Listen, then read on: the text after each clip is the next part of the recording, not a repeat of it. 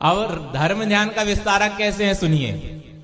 धर्म ध्यान में भी 4 भेद होते हैं। आज्ञा विचय धर्म ध्यान, अपाय विचय धर्म ध्यान, विपाक विचय धर्म ध्यान और संस्थान विचय धर्म ध्यान।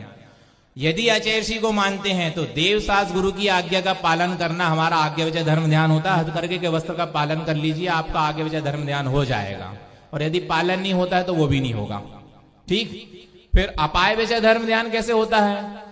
दूसरों के दुख को दूर करने का प्रयत्न करना, पुरुषार्थ करना, अपाय विचय धर्म ध्यान हो जाएगा।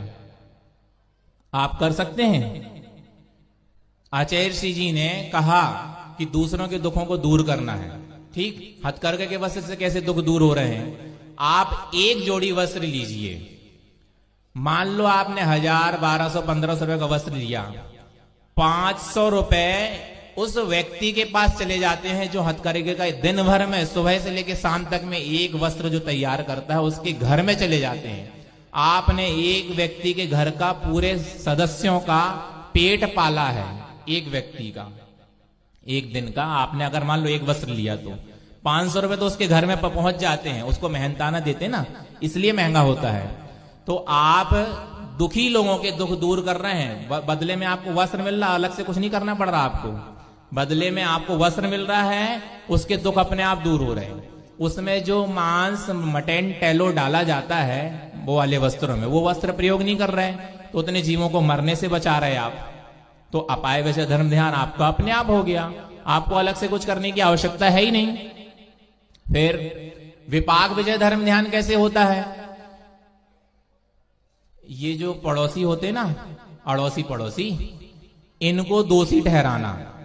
तुमने ऐसा कर दिया था इसलिए ऐसा हो गया, तुमने ऐसा किया इसलिए ऐसा हो गया। जो सम्यक दृष्टि जीव होता है वह दूसरे को दोषी नहीं ठहराता, निमित्त को दोषी नहीं ठहराता। वह हमेशा प्रति समय एक ही चीज सोचता है, मेरे ही कर्म का उदय होगा, मैंने ही कुछ असाता कर्म पूर्व में बांधे होंगे, मैंने ही कुछ पाप कर्म किए होंगे, वह वर्तमान में उदय में आ रहे हैं। दूसरे को दोषी नहीं ठहराता। इस प्रकार का सोचता है तो उसका विपाक विचय धर्म ध्यान हो जाता है। ठीक है। कौन सोच पाएगा ये चीज?